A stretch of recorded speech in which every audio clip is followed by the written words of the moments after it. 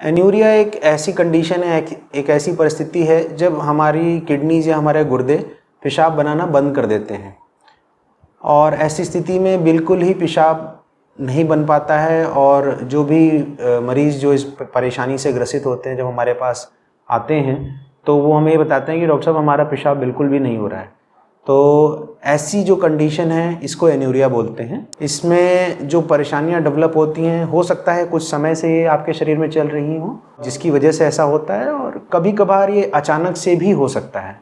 तो ऐसी स्थिति में तुरंत आपको अपने डॉक्टर से संपर्क करना चाहिए और जैसे हो सके जल्द से जल्द इसका इलाज कराना चाहिए। एन्यूरिया एक ऐसी परिस्थिति है जिसमें यूरिन बनना बंद हो जाता है और इसके बहुत सारे कारण हैं।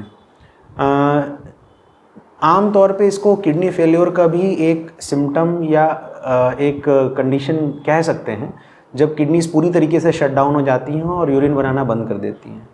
तो जो किडनी फेलियर कंडीशन होती है ये क्रोनिक या लंबे समय से भी हो सकती है, और एक परिस्थिति होती है जिसमें इसको एक्यूट किडनी फेलियर और एक्यूट किडनी इंजरी भी हम लोग कहते हैं।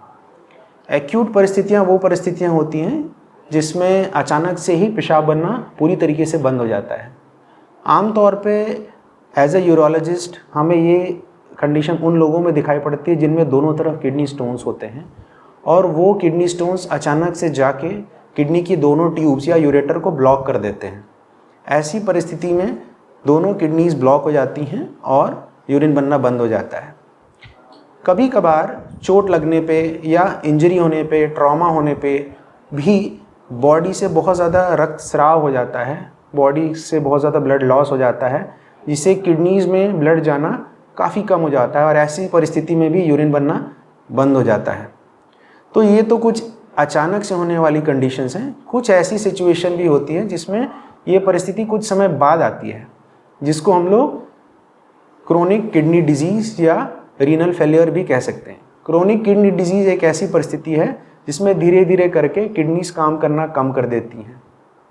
हमारे देश में, भारतवर्ष में डायबिटीज़ एक बहुत आम समस्या है, ब्लड प्रेशर एक बहुत ही आम समस्या है, और ये समस्या सिर्फ हमारे देश में नहीं है, पूरे विश्व में है। और ये देखा गया है कि अगर इन दो परिस्थितियों में मरीज़ का ट्रीटमेंट सही तरीके से नहीं होता है तो धीरे धीरे किडनीज़ का काम करना कम होता जाता है, जिसको क्रोनिक किडनी डिजीज़ कहते हैं। और इसकी कई स्टेजेस होती हैं, स्टेज 1 से लेकर स्टेज 5 तक। जो स्टेज 5 कंडीशन होती है इसको किडनी फेलियर के रूप में जाना जाता है या एंड स्टेज रीनल डिजीज़ के नाम से जाना जाता है। ऐसी परिस्थिति में भी एन्यूरिया हो सकता है या यूरिन बनना पूरी तरीके से बंद हो सकता है। एन्यूरिया एक ऐसी कंडीशन है जिसमें यूरिन बनना पूरी तरीके से बंद हो जाता है। तो ये एक ऐसी कंडीशन है अपने आप को ये बता रही है कि जब भी कोई व्यक्ति हमारे पास आए और जब ये बोले कि ये पूरी तरीके से हमारा यूरिन नहीं आ रहा है तो इसको एन्यूरिया कहते हैं। लेकिन डिपेंडिंग अपॉन कि ये किस वजह से हो रहा है, किस कारण से एन्यूरिया हो रहा है, उसके साथ कुछ और भी लक्षण हो सकते हैं। जैसे कि हमने अभी जाना कि क्रोनिक किडनी डिजीज़ स्टेज 5 में या एंड स्टेज रीनल डिजीज़ में एन्यूरिया हो सकता है। ऐसी परिस्थिति में मरीज़ को कुछ और भी लक्षण या सिम्टम्स होने लगते हैं, जैसे बहुत ज़्यादा थकान होना, उल्टियाँ आना, मतली आना, शरीर में कमज़ोरी होना, हाथ पाँव में अकड़न होना, बहुत ज़्यादा ड्राई स्किन हो जाना या इचिंग होना।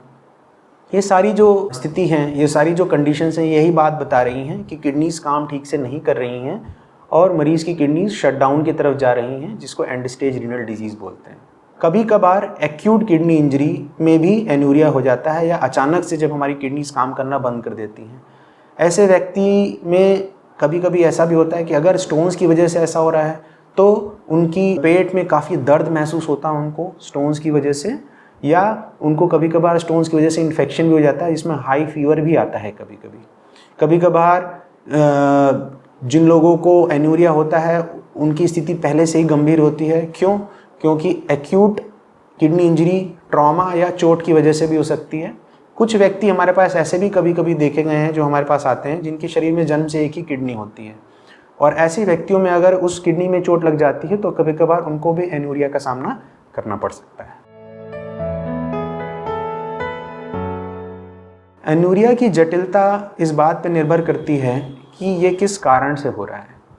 जैसे कि हमने जाना कि बहुत सारी ऐसी मेडिकल कंडीशंस हैं, जैसे कि डायबिटीज़ है, हाइपरटेंशन है, किडनी की और भी बहुत सारी बीमारियां हैं, क्रोनिक ग्लोमेरुलोनेफ्राइटिस है, नेफ्रोटिक सिंड्रोम है। ये सारी जो बीमारियों जिनका मैं नाम ले रहा हूँ, ये अलग अलग एज ग्रुप या अलग अलग लोगों में भी हो सकती हैं। जैसे नेफ्रोटिक सिंड्रोम एक बच्चों में एक बीमारी होती है। तो ये सारी चीज़ें इस बात पर निर्भर करती हैं कि इसका कारण क्या है एन्यूरिया का। तो उसी हिसाब से उसकी जटिलताएं होती हैं और उसी तरीके से उसको मैनेज किया जाता है। अगर कोई व्यक्ति क्रोनिक किडनी डिजीज़ या एंड स्टेज रीनल डिजीज़ के वजह से हमारे पास आया है, तो एन्यूरिया की स्थिति में हम कुछ जांचें कराते हैं, जिसमें हम देखते हैं कि उनके शरीर में सोडियम पोटेशियम की मात्रा कैसी है, उनके क्रिएटिनिन लेवल्स कैसे हैं, जो कि किडनी फंक्शन होता है, एक तरीके का ब्लड टेस्ट होता है।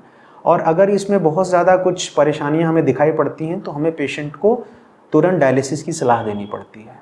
डायलिसिस एक ऐसी ट्रीटमेंट है जिसमें कि मरीज़ के शरीर से ब्लड को निकाल के एक मशीन के ज़रिए उसको क्लियर या साफ़ किया जाता है और फिर से वापस ब्लड को उनके शरीर में पहुंचा दिया जाता है। तो ये तो हो गई क्रोनिक किडनी डिजीज़ की जटिलताएं। दूसरी जो जटिलता एक्यूट किडनी इंजरी की वजह से हो सकती है, उस स्थिति में अगेन इस बात पे निर्भर करता है कि कहीं अगर इनको स्टोन है, तो स्टोन का तुरंत तो उस समय ट्रीटमेंट करना हमारे लिए संभव नहीं है, लेकिन हाँ, हमें कोई ना कोई एक प्रोसीजर, कोई ना कोई एक सर्जिकल प्रोसीजर छोटा मोटा करके किडनी की रुकावट को तुरंत खोलना पड़ता है। और अगर ये चीज़ टाइमली हो जाती है तो मरीज़ को मैक्सिमम बेनिफिट या सबसे ज़्यादा फ़ायदा मिल सकता है। एन्यूरिया का डायग्नोसिस मरीज़ को देख करके किया जाता है और हम मोटे तौर पे मरीज़ से ये पूछते हैं कि पिछले 24 से 48 घंटे में आपने कितना यूरिन पास किया है, कितना आपको पेशाब हुआ है। और अगर मरीज़ बोलता है कि पिछले 24 से 48 घंटे में हमें बिल्कुल भी यूरिन नहीं हुआ, एक ड्रॉप भी यूरिन नहीं हुआ है, तो हम इस बात को मान लेते हैं कि मरीज़ को एन्यूरिया हो चुका है। एन्यूरिया का इलाज इस बात पर निर्भर करता है कि एन्यूरिया का कारण क्या है। जैसे कि हमने जाना कि अगर कोई एक्यूट किडनी इंजरी है, एक्यूट कोई तुरंत होने वाली प्रॉब्लम है, जैसे कि किडनी स्टोन्स, तो ऐसी स्थिति में हम किडनी को ओपन करने के लिए या किडनी की रुकावट को खोलने के लिए पेशाब के रास्ते से, दूरबीन के रास्ते से एक किडनी के अंदर एक वायर डालते हैं, जिसको हम लोग डीजे स्टेंट बोलते हैं। उस स्टेंट का काम होता है किडनी की रुकावट को खोल देना।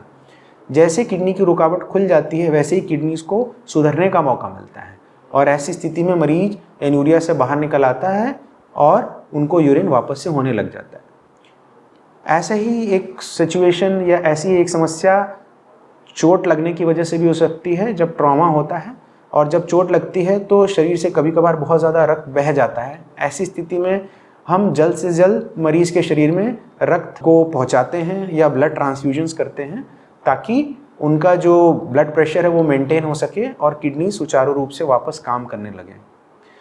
क्रोनिक किडनी डिजीज़ के पेशेंट्स में एन्यूरिया अपने आप में एक परेशानी तो है ही, लेकिन उसको पूरी तरीके से ठीक करना तुरंत किसी के बस की बात नहीं होती है। एन्यूरिया से जुड़ी हुई जो समस्या है, जैसे कि क्रिएटिनिन का बहुत ज़्यादा बढ़ जाना या शरीर में सोडियम और पोटेशियम की मात्रा में बदलाव आ जाना, इन चीज़ों को ठीक करने के लिए डायलिसिस की सहायता लेनी पड़ती है।